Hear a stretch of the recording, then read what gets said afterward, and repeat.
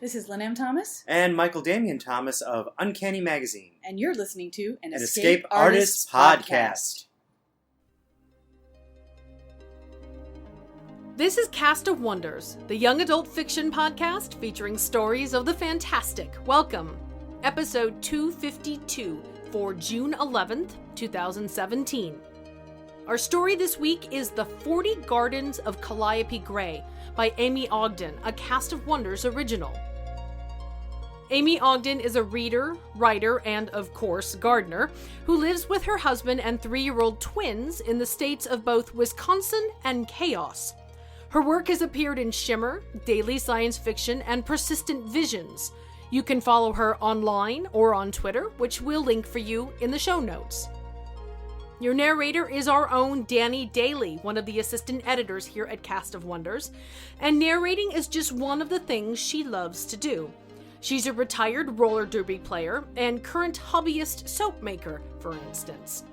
She rants on Twitter as @DenuliDanny, if that's your thing, or you can visit the EA forums. She loves it there. We'll put a link for her in the show notes for you. And now we've a tale to tell.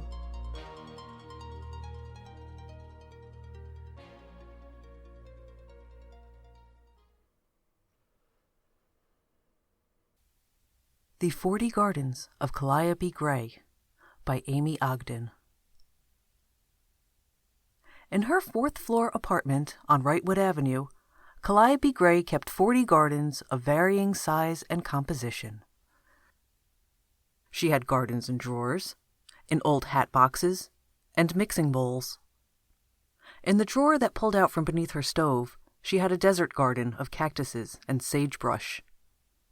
In the plastic freezer box that was meant to store ice cubes, she grew bearberries and Arctic moss. Real gardens, in miniature, not models or mere toys. Calliope didn't go out looking for them, but they'd found their way to her, one by one. It had been some years since she'd discovered a new one, but she still harbored hopes every time she opened a cupboard or peered beneath the furniture. Once, she'd opened a box of cereal, only to have a jumble of dirt and tangled roots go spilling into her bowl. Another time, she'd left a coffee cup out on the end table overnight and found it overflowing with a tiny raspberry bramble the next morning. It didn't matter where they came from, only that they found their way to her. She had room in her heart for all of them, and plenty more to spare. From 6 in the morning until 2:30, Monday through Friday, Calliope Gray worked as a data entry assistant. Her co-workers were only distractions. She didn't know her neighbors either, and didn't care to. Not beyond the vague familiarity of faces often seen and never spoken to. She had family still, or so she thought, but a wall of reasons not to know, or care for them either. She'd never wanted to collect people, so she collected gardens instead.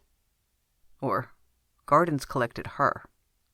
It came out the same in the end.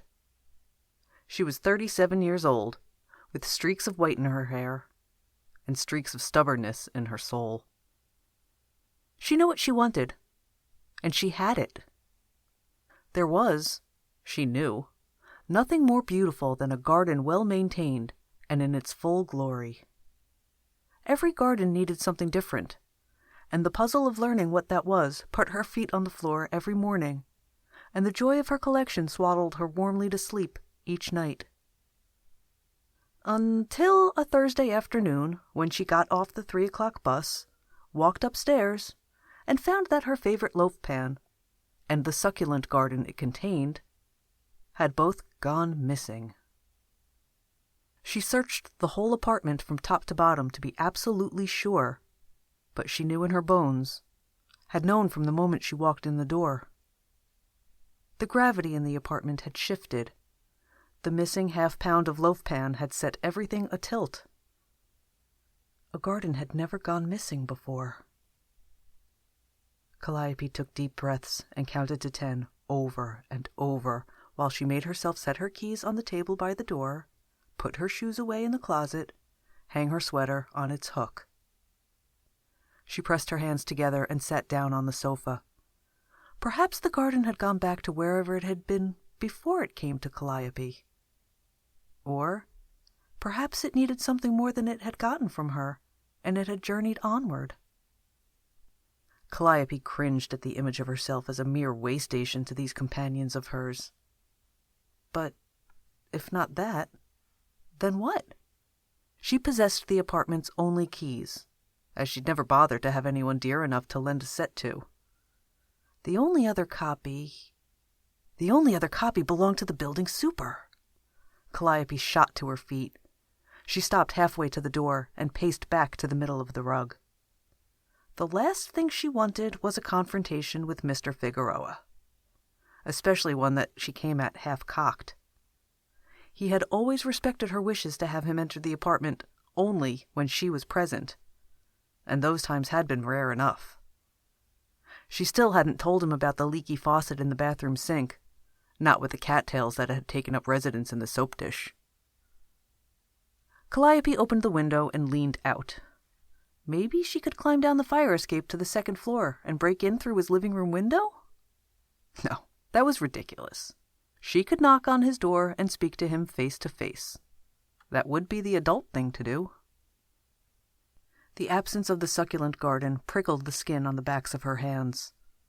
What if he wasn't even home right now? Calliope yanked the phone off its cradle and dialed the number scrawled onto the card taped on the wall. It rang 4 times in her ear, and then a scratchy voice answered. "This is David Figueroa. I'm not in at the moment. Leave your name and unit number, and I'll get back to you when I can. Soy David Figueroa. No estoy en casa, pero deje su nombre y..." Calliope hung up. She stood for a moment, scratching one wrist. Then she shuffled to the door, crammed her feet into her shoes, tucked her keys deep into one pocket where they wouldn't jingle. She took the utility staircase down to the second floor, where the Figueroa's apartment occupied the back corner. The smells of tempura and sugar mingled sickeningly from the sushi restaurant and the bakery on the ground floor below. Calliope took one deep breath through her sleeve, then tested the Figueroa's doorknob. It was locked, of course. David Figueroa was out of his apartment, not out of his mind. Calliope fidgeted a credit card out of her wallet and jiggled it between the door and its frame. There was some kind of trick with credit cards and locked doors, wasn't there? She'd seen it in a movie, in any number of movies. She was sure of it. She jimmied it again and wondered how exactly this was supposed to work. The deadbolt clacked, and the door swung open 2 inches. "Miss Gray?" asked Sophie Figueroa, David's 14-year-old daughter. "What are you doing?" Calliope hadn't expected to encounter anyone in the Figueroa's apartment, only to do a bit of pointed snooping, or to be turned away by a stubbornly locked door. Polite greetings fled her, and so did justifications of her presence. "You're supposed to be at school," she said, and shoved the credit card into her back pocket. The door's opening narrowed by 1/2 an inch. Calliope edged the toes of one shoe toward the remaining gap. "I don't feel good today. Mama let me stay home sick." Sophie's one visible eye darted side to side. "Do you want to leave a message for my dad, or—" Calliope squared her shoulders. "Yes, I do. May I come in for a moment? I'd prefer to write it down to make sure he gets it verbatim." "Oh, sure. Okay." Sophie moved away from the door, and Calliope stepped inside. No loaf-pan gardens on the bookshelf by the front entry. No plump jade leaves or burro's tails peeping out from the magazine rack. Calliope folded her arms across her chest and squinted at the sofa as if the force of her stare might press the missing garden out from between a pair of the understuffed cushions. When Sophie reappeared with a pen and notepad, Calliope hesitated to take it. She didn't actually have anything to say to Mr. Figueroa. "Thank you," she said when she finally took the pen from Sophie's hand. Funny, the girl didn't look flushed or feverish at all. Her hair had been combed, and she was fully dressed, not clad in comfortable pajamas. And on her shirt, the very faintest dusting of dry dirt, as if she'd had a go at brushing it off before she answered the door. Calliope dropped the pen and paper and pushed past Sophie. What the hell?" Sophie cried. But Calliope stormed down the back hallway and yanked open a door. No, that was the master bedroom. Another door. A bathroom.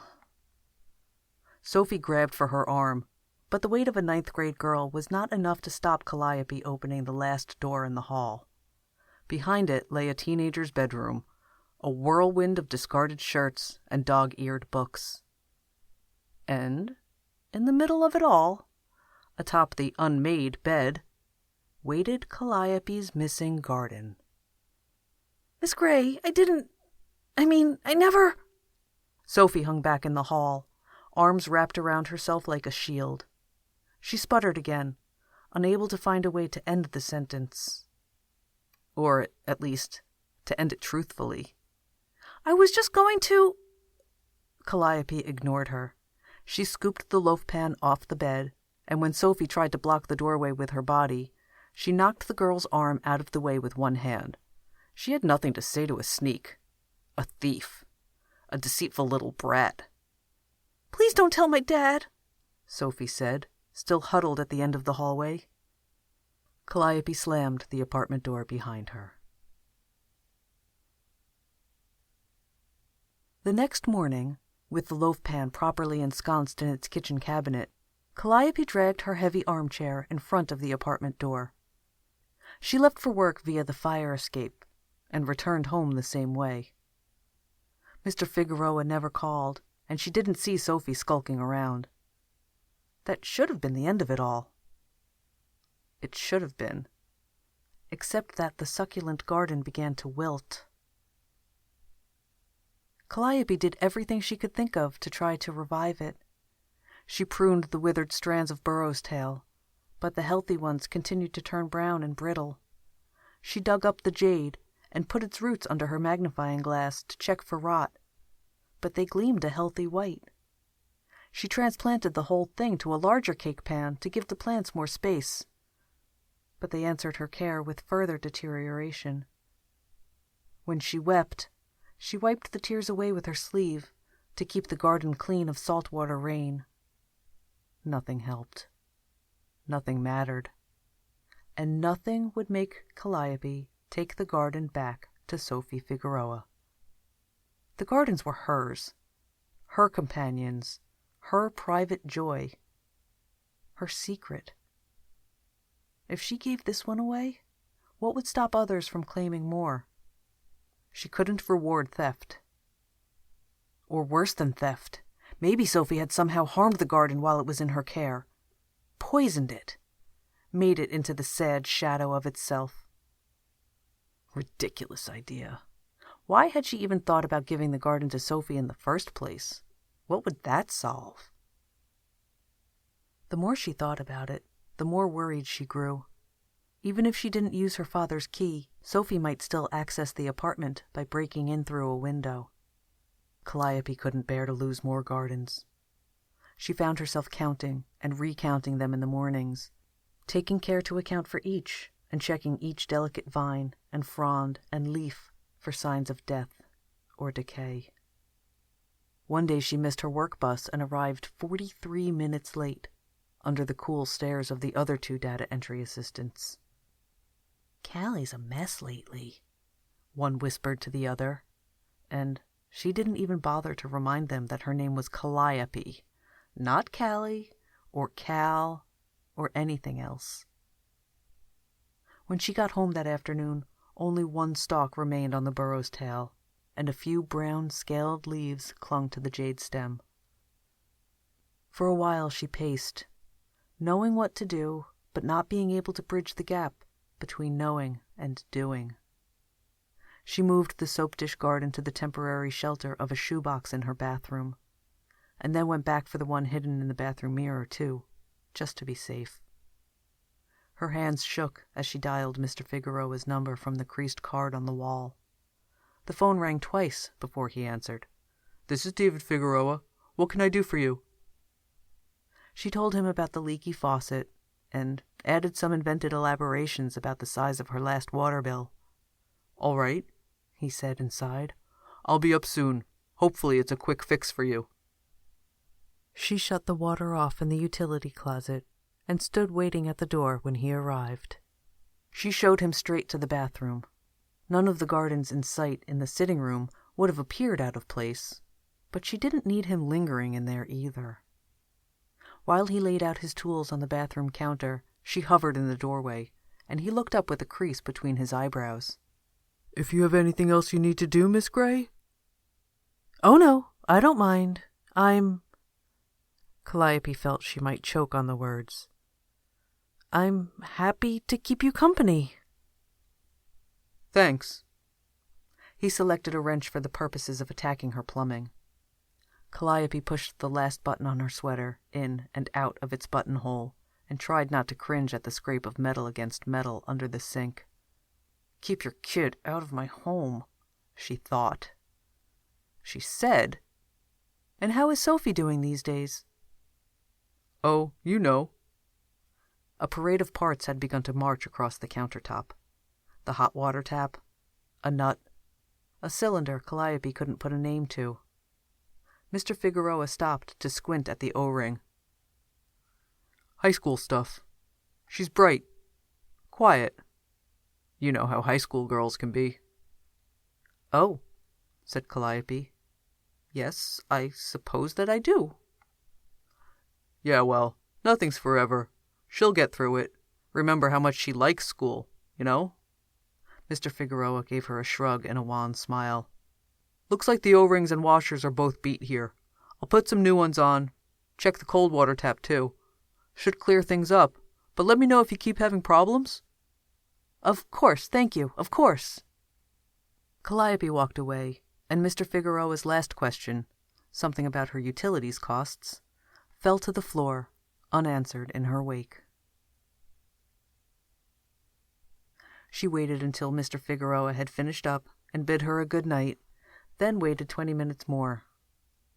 Then she called the super's number one more time, with one more invented story. A forgotten wrench on the bathroom tiles.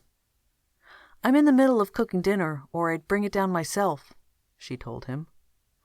"Why don't you send Sophie up for it?"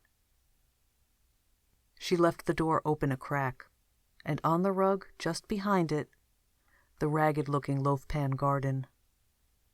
When she had everything arranged to her satisfaction, and she heard Sophie's light footsteps coming up the stairs, she fled to her bedroom and huddled behind her bed with her arms wrapped around her knees. "This was a mistake," she told herself.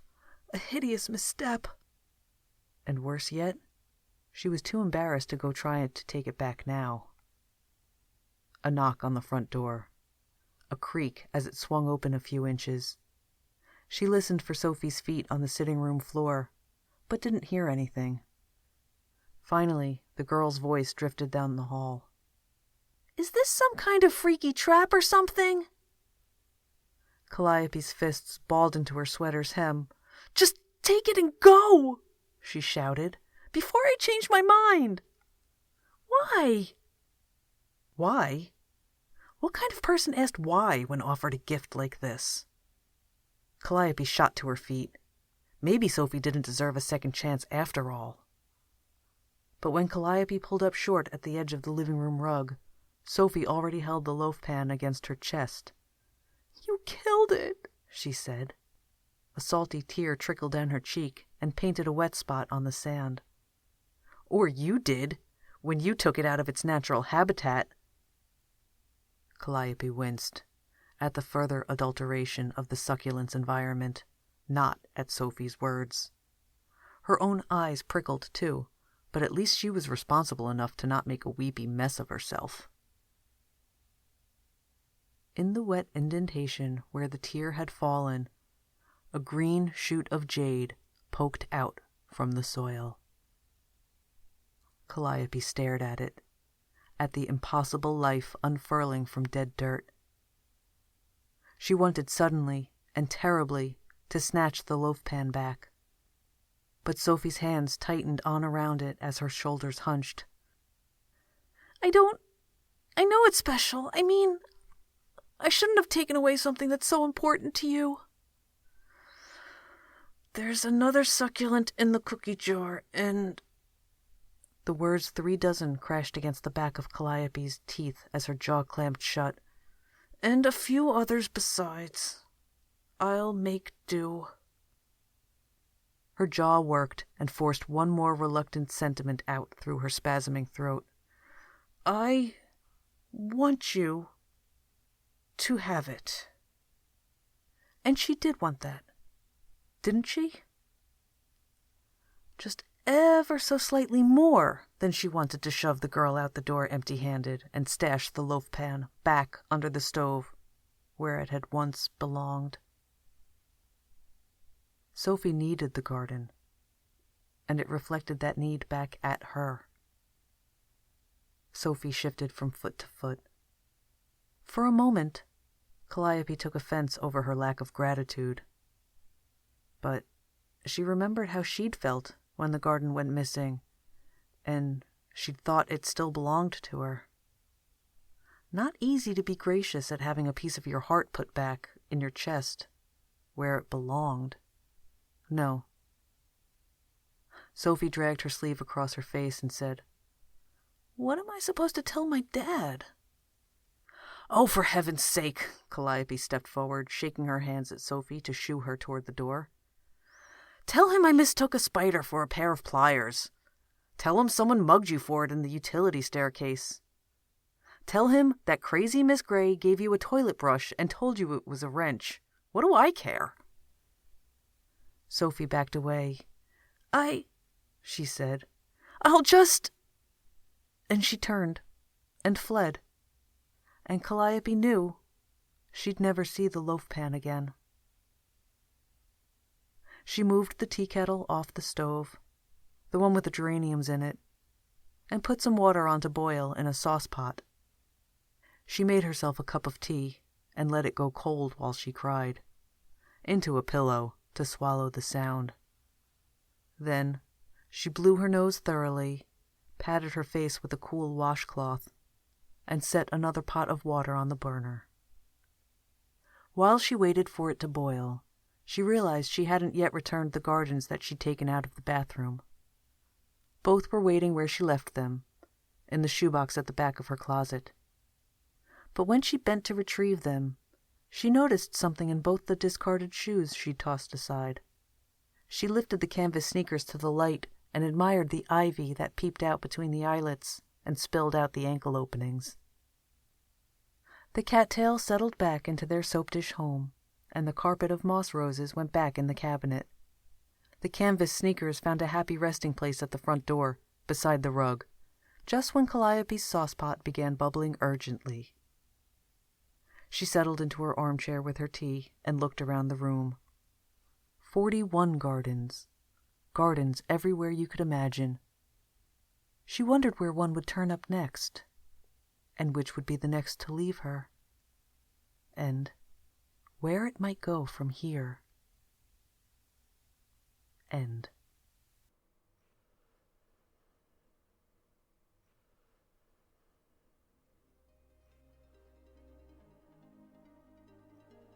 Amy's story called into sharp focus one of the struggles I've had my entire life: the slippery balance of routine and control. I work hard.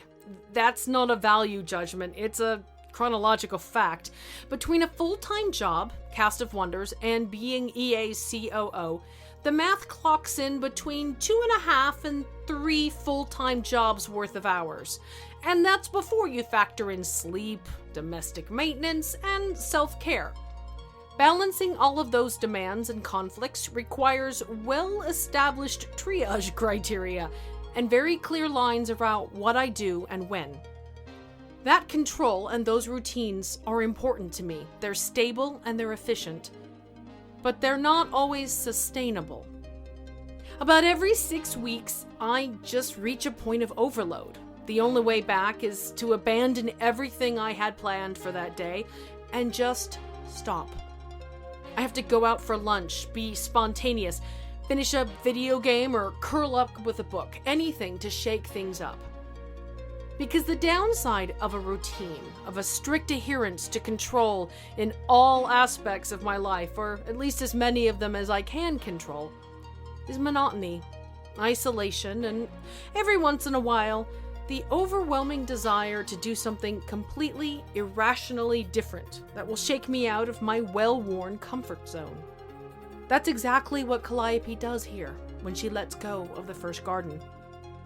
And while at first it's hard, and she rebels against it, in the end, the results of that change and chance flourish. Something new and more, all the stronger and more wonderful for being spontaneous. Join us next week for... Except that's not what happened. Look, there's never been a monster in there before.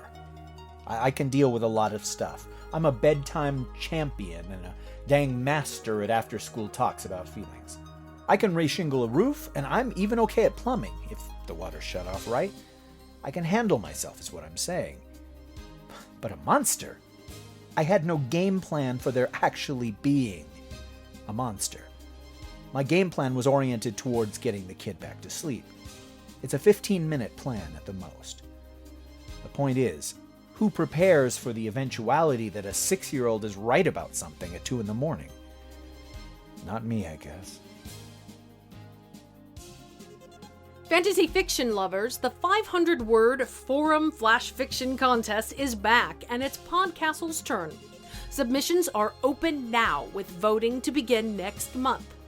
Registered forum voters will determine 3 winners, which will be purchased and run as a special edition of Podcastle. Check out forum.escapeartists.net for all the details. Cast of Wonders relies on your donations to light our stage, to pay our playwrights, and to bring you the best in young adult audio fiction week after week. There are lots of ways you can help. Visit our website for PayPal donation buttons, pop on over to the brand new Escape Artist Patreon page if that works for you, or you can even find us through Dwala. Each of those sites will let you make a one-off donation, or set up a monthly subscription, which can make a gigantic difference to us. And thank you. Your support means everything. You can share your appreciation for the story by leaving it a review on iTunes or wherever you get your podcasts. Please share the episode with your friends and family, or come discuss it on the EA forum, forum.escapeartists.net. We're at Cast of Wonders on Twitter. Come and say hello. Cast of Wonders is a production of Escape Artists Incorporated and is brought to you by the creative team of assistant editors Danny Daly and Catherine Inskip, along with our entire reading crew: Amy Brennan, Alexis Goebel, Andrew Kim, Aiken Patel, Susie Rodriguez, Muddy Schleider, Chris Tang, and Xander Simon. Our audio producer is Jeremy Carter, and I remain, as always, your humble editor and host, Marguerite Kenner. Our episodes are released under the Creative Commons Attribution, Non-Commercial, No Derivatives 4.0 International License. That means you can share the episode or download it and play it on any device you like. You just can't change it or sell it. Our theme, Appeal to Heavens, is from Alexi Nov of MusicAlley.com. Thanks for listening.